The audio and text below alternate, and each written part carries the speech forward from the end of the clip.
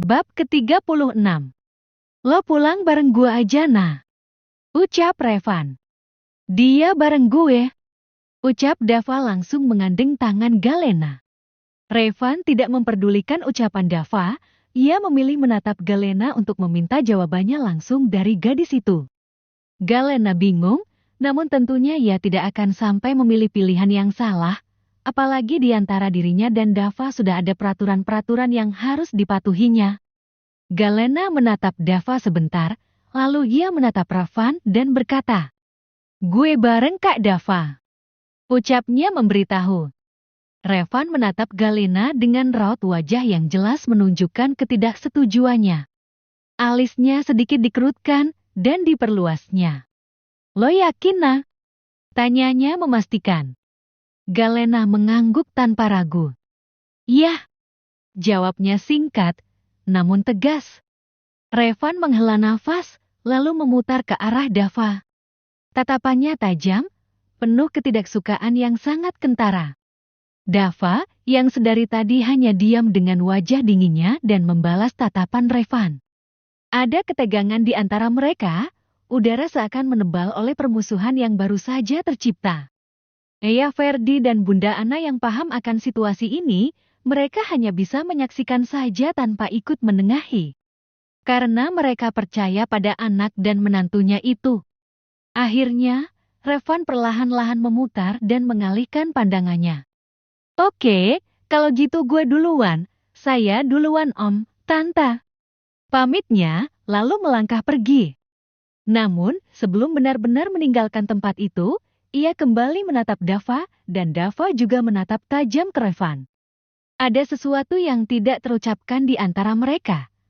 Tapi atmosfer di sekitar mereka terasa tegang.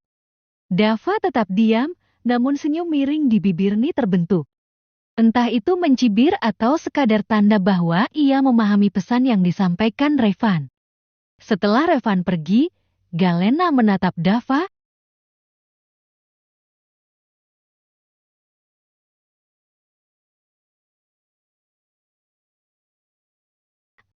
"Ayo pulang," ucapnya. Galena terdiam. Dia tahu, ini pertanda buruk baginya saat melihat raut wajah Dava yang seperti menahan emosinya. "Ya, Bun, kita pulang dulu," pamit Dava. "Hati-hati Bang, jangan bikin Nana takut," ucap Bunda Ana mengelus pundak Dava dan dibalas anggukan saja oleh Dava. Setelahnya mereka berpisah menuju kendaraan masing-masing untuk pulang. Sesampainya di rumah, mereka berdua langsung menuju kamar untuk membersihkan badan. Dan sampai sekarang Dava belum mengajak Galena berbicara sama sekali. "Kak!" Kaget Galena saat ia keluar dari kamar mandi, ia mendapati Dava yang berada di depan pintu kamar mandi persis. Dava tidak mengucapkan sepatah kata pun. Ia langsung menggandeng tangan Galena dan menuntunnya ke arah kasur. Ia mendudukkan Galena di kasur. Kemudian, ia mematikan lampu utama, sehingga hanya cahaya remang-remang dari lampu tidur di samping tempat tidur yang tersisa. "Kak, kenapa?" tanya Galena yang heran dengan kelakuan Dava. "Gue udah bilang, jangan deket-deket cowok lain," ucapnya menatap Galena. "Gue, nggak mau tahu, harus dihukum," Dava berkata sambil menarik Galena yang masih duduk, mengajaknya berbaring di atas kasur. Dengan gerakan cepat, ia menindih tubuh Galena di bawahnya. Namun, ia tidak menindih tubuh Galena sepenuhnya, karena tangan Dava bertumpu di sebelah kepala Galena untuk menahan tubuhnya. Posisi mereka berdua kini sangat dekat, dengan wajah mereka yang hanya berjarak beberapa sentimeter. "Cup. Galena mengeluarkan lenguhannya saat bibirnya dibungkam oleh bibir Dava. Dava mencium Galena dengan penuh menuntut, hingga Galena tidak bisa mengimbangi Dava yang brutal itu. Lama mereka saling melmat, lebih tepatnya Dava yang agresif melmat bibir Galena, sampai-sampai di sekitar mulut mereka pun sudah dipenuhi air liur yang bercampur karena ciuman mereka itu. Bah,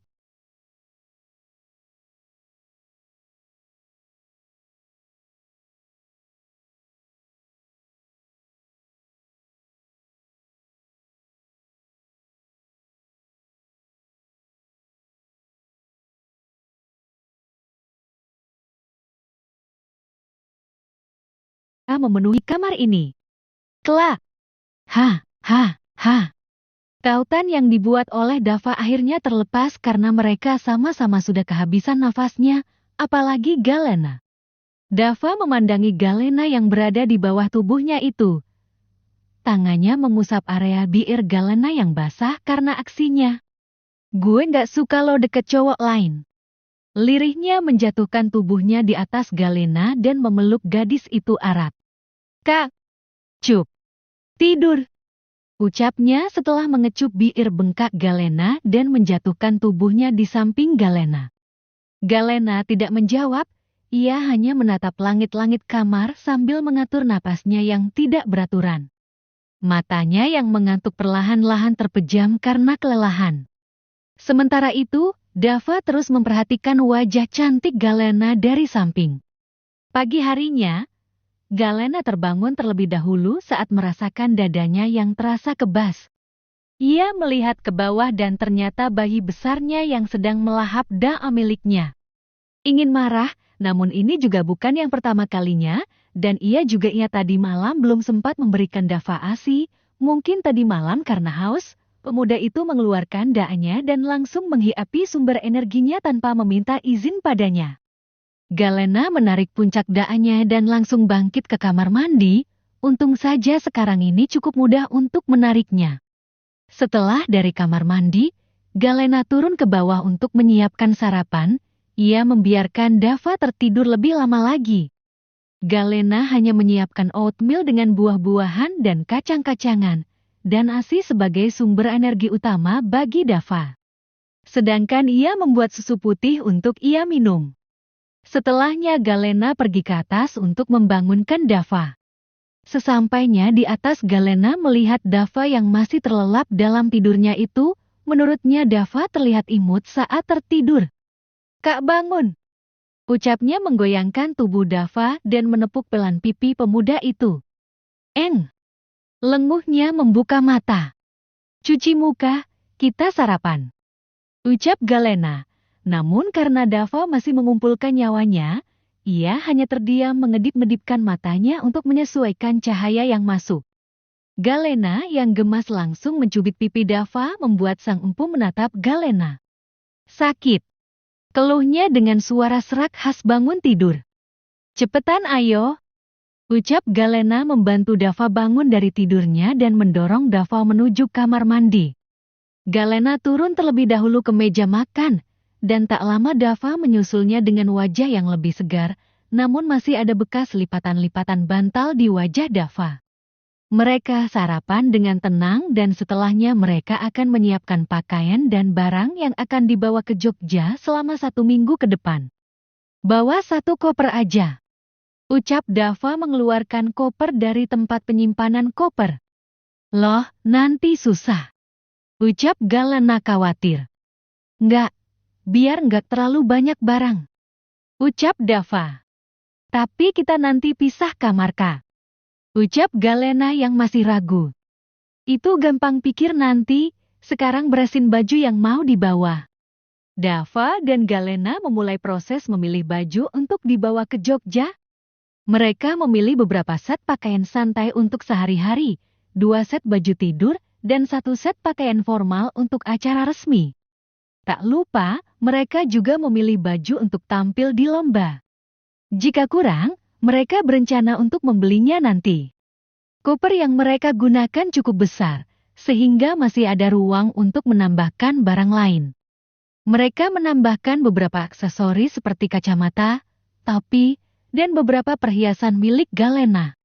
Selain itu, mereka juga membawa peralatan dan kebutuhan mandi. Selain koper, mereka juga membawa tas ukuran sedang yang praktis dan bisa masuk ke kabin pesawat.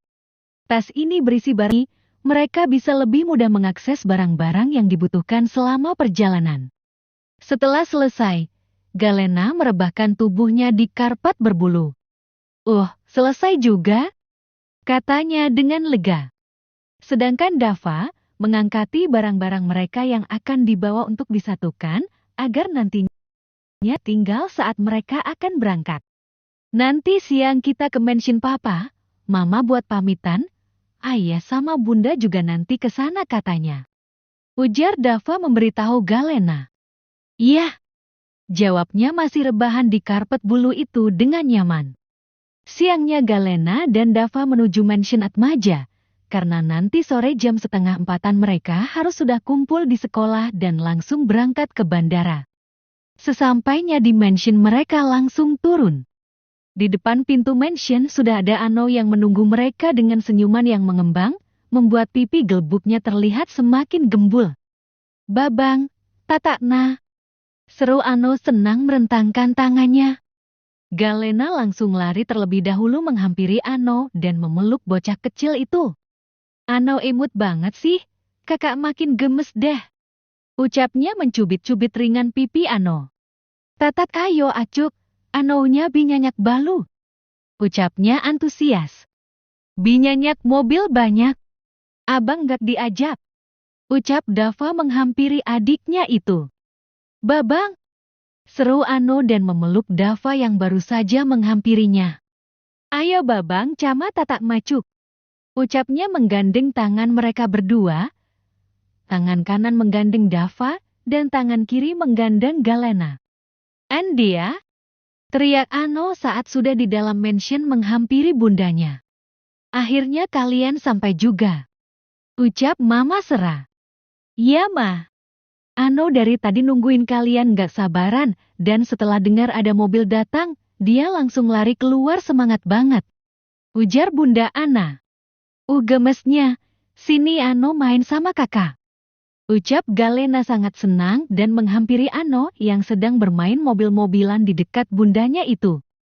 Mereka berbincang-bincang santai mengenai banyak hal, namun para lelaki tentunya perbincangan mereka menyerempet tentang bisnis, hingga tak terasa waktu sudah menunjukkan pukul 3 sore, waktunya Galena dan Dava berpamitan untuk berangkat ke sekolah.